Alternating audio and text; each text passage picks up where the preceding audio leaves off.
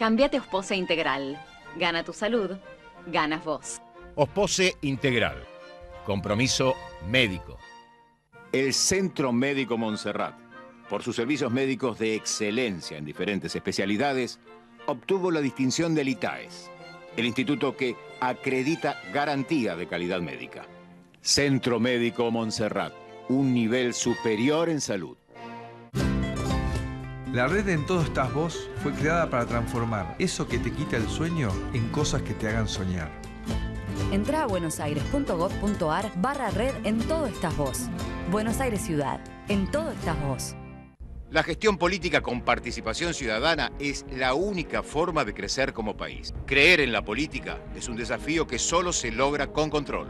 Porque si tenemos gobiernos transparentes, ustedes, los chicos, los jóvenes, van a creer que la política es la institución apta para modificar cómo viven los argentinos. El control es la base de una sociedad más justa. APOC, Asociación del Personal de los Organismos de Control.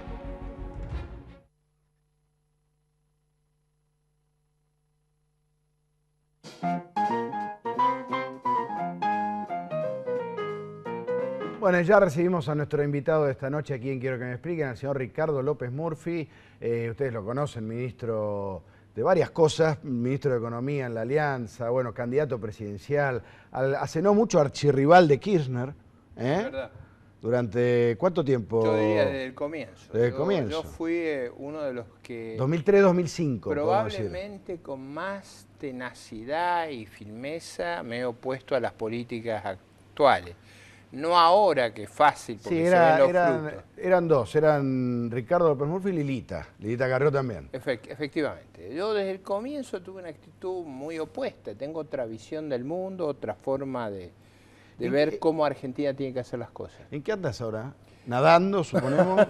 Todos los periodistas sabemos que Ricardo López Murphy nada. Entre otras cosas. No, yo siempre he tratado de mantener un buen estado físico. Eso es verdad, a pesar del tamaño. Bueno, la ingesta ha sido siempre una debilidad. Sería otra cosa si no nadara. Eso es verdad. No, y sería bastante más grave. Yo hoy hago una labor, si uno quiere, arquitectónica en la vida política. Tengo una escuela de formación de cuadros cívicos, hago un esfuerzo enorme de plantear el debate en la sociedad, he escrito varios libros, sí. Los recorro el país presentándolos. En general, buscando lo que hice desde el comienzo, que es una narrativa alternativa a la del gobierno.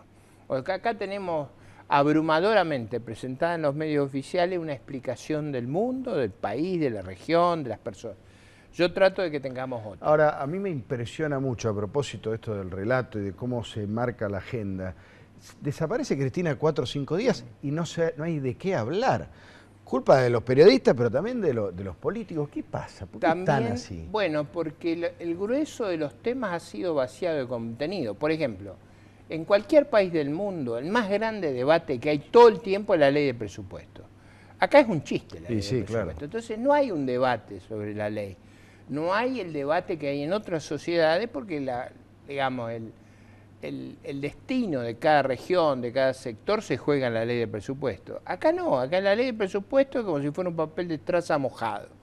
El presupuesto del 2014 no tiene nada que ver con el presupuesto original. Lo ha modificado Cristina todas las veces que se le ha ocurrido en cantidades industriales.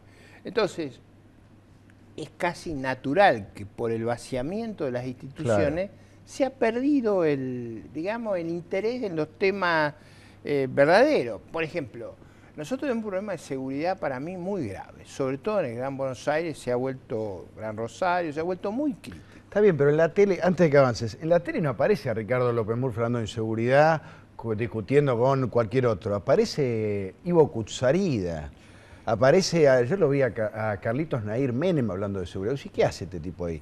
O sea, hay un corrimiento de los personajes que participan del debate público muy impresionante. Bueno, ahí también, por ejemplo, a mí me han hecho una encuesta, gente en la provincia de Buenos Aires, en parte gente que estaba enojada porque los únicos que se encuestaban eran figuras del espectáculo o del deporte. Entonces, lo que esta gente me decía es, cuando usted estaba en las campañas, uno podía estar de acuerdo o no, pero yo hacía un esfuerzo docente de explicar qué temas había, cómo los pensaba resolver y por qué la solución que yo buscaba era mejor que la alternativa.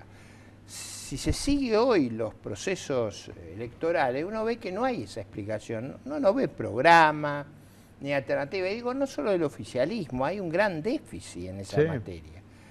Los temas de fondo cuesta discutirlos.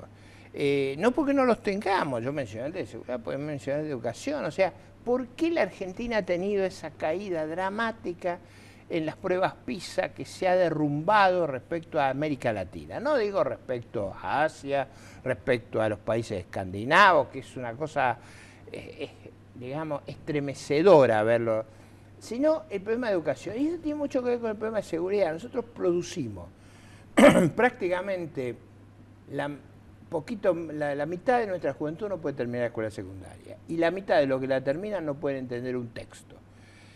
Eso crea una dificultad de empleabilidad enorme. Claro. Entonces, ¿por qué el debate público no se orienta a eso? De eso no se orienta porque nadie quiere tener conflicto con los docentes, con los sindicatos, nadie quiere tener un debate sobre cómo subir las exigencias. ¿Por qué, por ejemplo, el grueso de nuestra matrícula no se orienta a las carreras científicas? Vos no estudias matemáticas, no estudias física, vos no estudiás, cuando en el primario y secundario, ciencia exacta. Vos que conocés al mundo empresario, a los que tienen plata y los que hacen las inversiones, ¿por qué a esos tipos no les interesa tampoco? Porque esos tendrían que pensar, eso sí, generalmente piensan el país a un plazo más largo. Sí, yo diría que hay una preocupación muy grande en privado. ¿Qué es lo que pasa en público? En general, en público, si uno nota, el empresario argentino tiende a no hablar, por temor. Y digo, yo escuché a un empresario muy importante el otro día decir públicamente que el ministro le había prohibido hablar. Pero digo, ¿pero cómo puede ser? Digo, lo que... Porque el episodio que ahora, lo repita, pero además no es que lo ocultó. No, sí, ya no hay pudor. Entonces, yo creo que hay como un temor colectivo muy grande a plantear los problemas tal cual son. O sea, y eso ocurre en la dirigencia empresaria, en la dirigencia política. ¿Por qué ocurre en la dirigencia política? Porque se considera más atractivo ir a hablar pavadas, hacer mojigatería, que ir con los temas realistas. Es como hay uno que se burla de mí y dice que es el efecto López Murphy, que si uno dice la verdad, perdió los votos. Yo no creo eso. Yo creo que los problemas, en la medida que se siguen ocultando, deslegitiman a la política. Es decir, uno tiende a pensar, la pérdida de respeto a la política en nuestro país excede la de cualquier otro país del mundo. Eso no es sano. Nosotros necesitamos partidos políticos, necesitamos líderes políticos educados y preparados. ¿Sabes qué te voy a traer malos recuerdos por un ratito que se tiene que ver con la alianza, con De la Rúa? Lo entrevisté a De la Rúa hace algún tiempo, mucho después de que se había ido, y me impresionó que era un tipo que no creía en la política.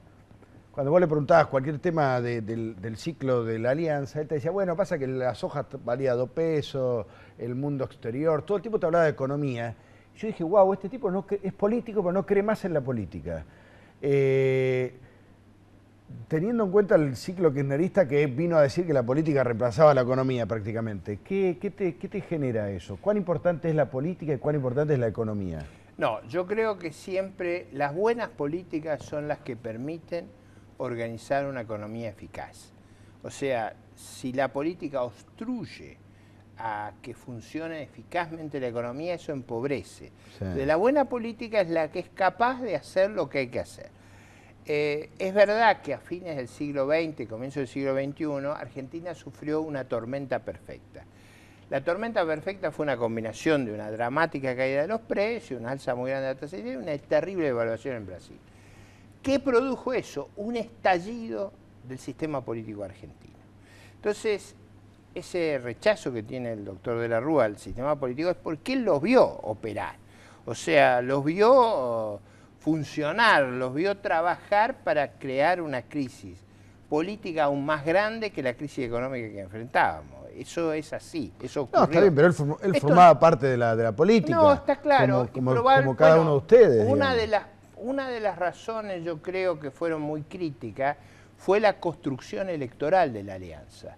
La alianza le costaba explicar con claridad y con transparencia en la campaña electoral los dilemas que enfrentábamos. Yo lo sé bien porque a mí me echaron en la campaña electoral. El 14 de abril del 99, para que la audiencia, si quiere, lo vaya a chequear, yo pronuncié un discurso que fue muy fuerte sobre la gravedad de la crisis que estábamos enfrentando. Esto fue aproximadamente 8 meses antes del traspaso del gobierno.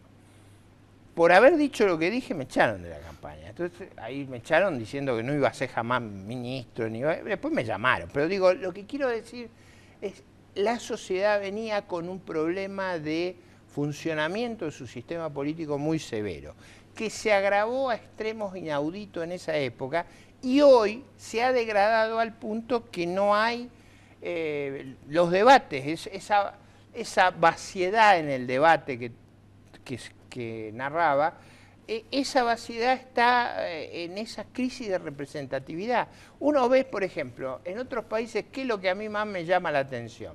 Lo que se disputa en las elecciones locales, lo que los ciudadanos ven. Sí. Acá no hay... Acá son todos listas sábana. Hasta los gobernadores que van pegados al presidente entran como por listas sábana. Yo, por ejemplo, vengo de una reunión que se analizaban escenarios políticos futuros, y había sociólogos, había politólogos, y una de las tesis era que Cristina iba a ser candidata a diputada nacional como una forma de canalizar o forzar que el resultado electoral, a unificar su voto. Y no había ninguna discusión sobre los candidatos locales, los candidatos provinciales, todo va a ser... Ahí podías meter al gordo valor. Bueno, ahí está. Tenemos un problema serio como sociedad, no solo el gobierno.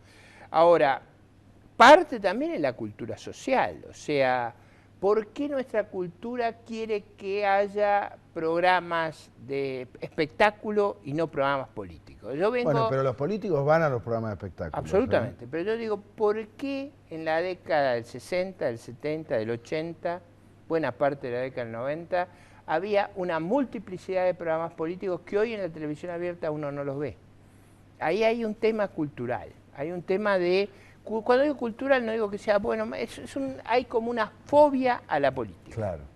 Déjame, pues, te voy a traer un poco a la actualidad, porque si no nos quedamos hablando de todo esto, que a mí me interesa más que el día a día, pero tenemos una coyuntura muy caliente y vos sabés de este tema. De todos los líos económicos que hay, que son muchos, ¿cuál es el que más te preocupa? A mí me parece que el que más nos enerva es el cepo. O sea, el cepo nos enerva porque eso produce una dramática crisis de inversión, produce un impuesto a la inversión, eso paraliza la economía, le hace mucho daño. Los 3 años del cepo han sido exitosísimos en derrumbar nuestra economía. Yo creo que eso es de una gravedad extraordinaria. Por supuesto que hay problemas fiscales, hay problemas monetarios, inflacionarios, energéticos. Yo, si tuviera que decir el segundo que me preocupa, es el problema energético. Porque ese es el día que se vaya la bruma y lo veamos como es, nos vamos a poner muy nerviosos. A ver, el cepo, el otro día Sergio Massa dijo, en 100 días lo levanto. ¿Crees que te parece posible? ¿En cuánto tiempo se puede levantar? En un día, mañana se podría levantar. ¿En serio? Mañana. Por supuesto que se van a ver los problemas si se levanta. El cepo lo que está haciendo es como un torniquete, no deja que se vea el problema. Si mañana lo levantás, ¿qué pasa? Yo diría que la economía argentina estaría en mucha mejor forma para enfrentar el año que falta, que es con cepo. ¿Cómo se saca el cepo? Eso es bastante fácil. Uno tiene que poner un tipo de cambio financiero y turístico libre.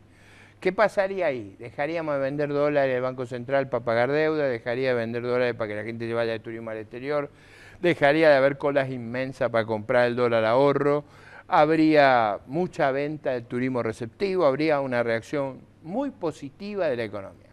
¿Cuál sería el problema? Que todos descubriríamos que el peso no vale 8.50, sino que vale 14. Eso te iba a decir, se sube rápidamente a 14 15, por ahí. Eso se vería... ¿Y eso no tendría un efecto inflacionario muy terrible? Yo dije que turístico y financiero. Yo creo que el comercial habría que moverse con alguna mayor prudencia en estas circunstancias. Y sin duda habría un conflicto, que el conflicto está de antes. Ya estamos con 40% de inflación. Nosotros estamos con mucha inflación y estamos con un tipo de cambio que es más bajo que el de la convertibilidad.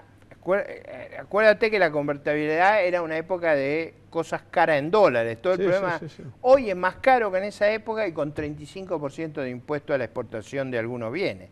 O sea, estamos mucho más complicados que en esa época. Yo creo que eso le daría al gobierno una salida. Tomen nota, estaba diciendo López Murphy que en un día hay que levantar el cepo, ¿eh? Eso se puede resolver. Lo que no se puede evitar es las consecuencias de eso. Ahora, yo creo que esas consecuencias son mucho más sanas, aún con lo gravosa que sean, que la alternativa. Pero vamos a mirarlo desde un punto de vista muy simple. Hoy, cada empresario que le vence una deuda está desesperado para ir a pagarla a 8.50. Si el tipo de cambio deja de estar subsidiado, nadie más va a pagar, todo el mundo va a renovar la deuda. Entonces, eso que las reservas desaparecen se acaba. Lo mismo va a ocurrir con el turismo receptivo. ¿Hoy quién viene a la Argentina? Vienen los que pueden traer los bolsillos llenos de dólares. ¿Qué son quiénes? Nuestro vecino. No viene un europeo, un chino, un japonés, un canadiense, un americano. No sabrían ni cómo moverse. Vienen los que van a las cuevas, vienen los que no necesitamos que venga. Nosotros necesitamos que venga el otro turismo, el que genera mucha demanda de servicios culturales, shows, restaurantes. Digamos, que produce mucho valor agregado. Ricardo, ya te tenemos que ir despidiendo. Déjame hacerte la pregunta que te deben hacer tus amigos, tus familiares. ¿Llegamos dignamente a fin del 2015? Yo diría que con la continuidad de las políticas actuales, no. Yo creo que haciendo cosas, yo acabo de sugerir una para que no sean 100 días, para que sea de la noche a la mañana, que resuelve una gran cantidad de problemas. Deja de ocultar los problemas. Eso es lo único que... Es como engañar con la inflación. O sea, yo digo, la tasa de inflación es la mitad de la verdad. No es, eso todos sabemos que es mentira. Esa mentira nos ha hecho mucho daño. Nos ha hecho perder credibilidad, nos ha hecho que no haya programas políticos. La gente no sabe que los políticos macanean, mienten. Eso no es bueno. Eso produce una enorme crisis de legitimidad y liderazgo. Gracias, Ricardo, por venir. Gracias. Nos vemos pronto. Nosotros nos encontramos el miércoles que viene aquí en Quiero que me expliquen. Chau.